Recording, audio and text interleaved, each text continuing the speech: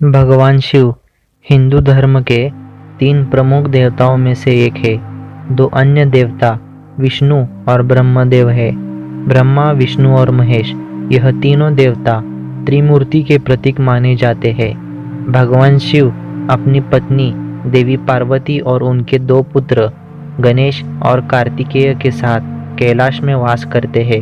भगवान शिव का वाहन एक दिव्य बैल नंदी है। भगवान शिव विनाश के स्वामी है और उन्हें विनाशक भी कहा जाता है। वह जीवन चक्र को बनाए रखने के लिए जिम्मेदार है। भगवान शिव को आदि योगी भी कहा जाता है और वे दया, अपने भोलेपन और निष्पक्ष न्याय के लिए जाने जाते हैं। भगवान शिव के स्वरूप की विशेषताओं की बात करें तो उनके गले के चारों ओर वासुकी सर्प की वर्णमाला मौजूद है। उनके माथे पर तीसरी आंख, सिर पर एक अर्धचंद्राकार चंद्रमा और उनके बालों से गंगा बहती है। वह अपने हाथों में एक त्रिशूल और एक डमरू धारण करते हैं, जो समय आने पर एक शस्त्र और संगीत वाद्य यंत्र के रूप में कार्य करता है। उन्हें महादेव, महायोगी, पशुपति, नटराज, भैरव, विश्वनाथ, भव और भोलेनाथ जैसे कई नामों से जाना जाता है। भगवान शिव को शिवलिंग के रूप में पूजा जाता है, जो कि दोनों शिव और शक्ति का प्रतीक है।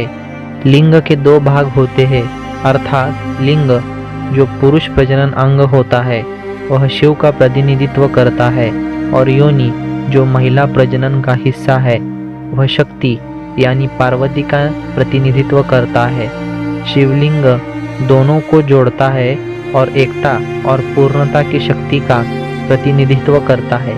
शिवलिंग भगवान शिव का प्रतीक है क्योंकि वह विनाश और पुनः निर्माण के लिए जिम्मेदार है। भगवान शिव की आराधना करने वाले लोगों की संख्या अनगिनत है। भगवान शिव की पूजा करने वाले लोगों को शैव धर्म कहा जाता है, जो हिंदू धर्म में पूजा के 4 प्रमुख संप्रदायों में से एक है। शैव धर्म का पालन करने वाले लोगों को शैव कहा जाता है। इस संप्रदाय के लोग भगवान शिव को ब्रह्मांड के सबसे सर्वोच्च और दिव्य शासक मानते हैं, जो एक निर्माता, रक्षक और साथ ही एक विध्वंसक के रूप में कार्य करते हैं। भगवान शिव के पास समस्त ब्रह्मांड का महाज्ञान मौजूद है। वह इस ब्रह्मांड के प्रथम सर्वोच्च शिक्षक और गुरु है। वह कला, शिल्प और विज्ञान के सभी रूपों का स्रोत है।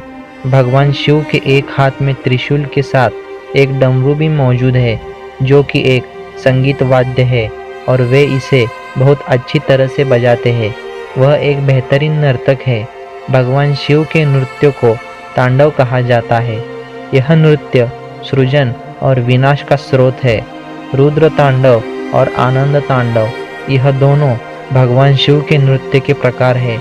वे उन्हें क्रोधित और आनंदित होने पे अपनी भावनाओं को दर्शाने के लिए करते हैं। नटराज, जो कि भगवान शिव का एक स्वरूप है, उन्हें नृत्य का सर्वोच्च स्वामी माना जाता है। उनकी पूजा करना और उन्हें अपना गुरु मानना एक व्यक्ति को सफलता के राह पर ले जाता है। भगवान शिव हमारे शरीर का प्रतिनिधित्व करते हैं। इनके नामों को श, ई, व ऐसे 3 शब्दों में विभाजित किया जा सकता है। श जिसका अर्थ है शरीरम या फिर अंग, ई का अर्थ है ईश्वर या जीवन देने वाली ऊर्जा, व का अर्थ है वायु और गति। इसलिए भगवान शिव शरीर और उसके जीवन और गतिविधि का प्रतिनिधित्व करते हैं। यदि इन शब्दों में से ई को हटा दिया जाता है तो शरीर शव बन जाता है, जिसका अर्थ है एक लाश। इसलिए भगवान शिव हमारे शरीर का प्राण है। भगवान शिव के बिना केवल एक निर्जीव शरीर बच जाता है। इसके अलावा अपने पापों का प्रायश्चित और मुक्ति पाने के लिए शिव की पूजा करना आवश्यक है, जो आपके पापों को क्षमा कर देते हैं और आपको जीवन के पथ पर आगे बढ़ने का अवसर प्रदान करते हैं। भगवान शिव को पशुपतिनाथ भी कहा जाता है, जिसका अर्थ है सभी जीव जंतु और प्राणियों के स्वामी। यह शब्द संस्कृत के शब्द पशु से बना है, जिसका अर्थ है जीवन या जानवर, और पति, जिसका अर्थ है रक्षक। उन्हें यह खिताब भगवान विष्णु द्वारा दिया गया था, क्योंकि उन्होंने त्रिपुरा पर शासन करने वाले 3 दानवों का संहार किया था। भगवान शिव को जानवरों के प्रति दया और करुणा भाव के लिए जाना जाता है, और वह उन्हें किसी भी तरह से नुकसान नहीं पहुंचाते हैं। जो कोई भी जानवरों से प्यार करता है और उनकी रक्षा करना चाहता है, उसे पशुपतिनाथ का आशीर्वाद पाने के लिए भगवान शिव की पूजा अवश्य करनी चाहिए। भगवान शिव इस ब्रह्मांड के संहारक और निर्माता है। इस ब्रह्मांड में जीवन चक्र और संतुलन का नियंत्रण उन्हीं की कृपा से बना हुआ है। वह बुराई को नष्ट करते हैं और अच्छे को सुखी जीवन प्रदान करते हैं। उनकी पूजा करने से आपके कष्ट दूर होते हैं और जीवन बेहतर होता है। वह अपनी क्षमा भाव के लिए भी जाने जाते हैं, और उनकी पूजा करने से आप अपने पापों से मुक्त हो जाएंगे और पूरी तरह से शुद्ध हो जाएंगे। भगवान शिव दया भाव के स्वामी हैं। वे अपने भक्तों को कभी निराश नहीं करते। अपने भक्तों को वे उनकी श्रद्धा और कर्मों के अनुरूप अपनी कृपा दृष्टि और आशीर्वाद प्रदान करते हैं। वे कभी भी अपने भक्तों से भेदभाव नहीं करते।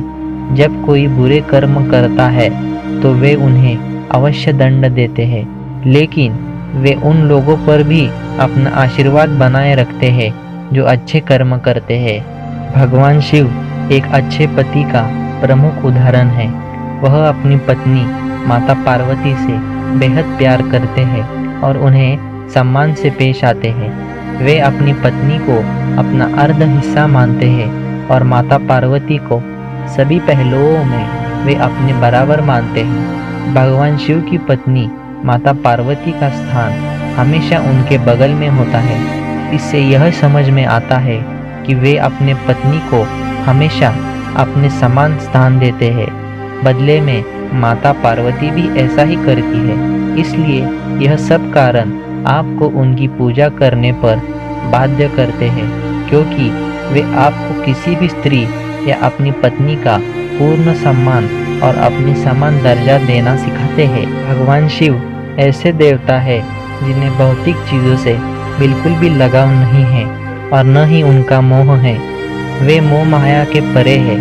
उनकी पूजा करते समय किसी भी प्रकार के प्रसाद या यज्ञ की आवश्यकता नहीं होती है। वे अपने भक्तों से केवल शुद्ध विश्वास और भक्ति चाहते हैं। उनका यही भाव भक्तों को उनसे जोड़ता है और उनकी पूजा करना भी आसान हो जाता है। भगवान शिव की आराधना कोई भी किसी भी समय कर सकता है।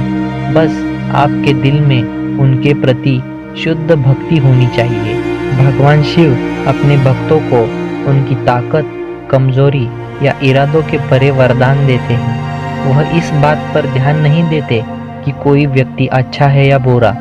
यदि आपके पास जो कुछ है उससे वह प्रसन्न होते हैं, तो वह आपको आपकी इच्छा के अनुसार वरदान देते हैं और आपकी मनोकामना को वे कभी ना नहीं कहते। इसी के कारण उन्हें भोलेनाथ भी कहा जाता है। तो ऐसा है देवादिदेव महादेव यानी भगवान शिव का अखंड स्वरूप। जय महाकाल।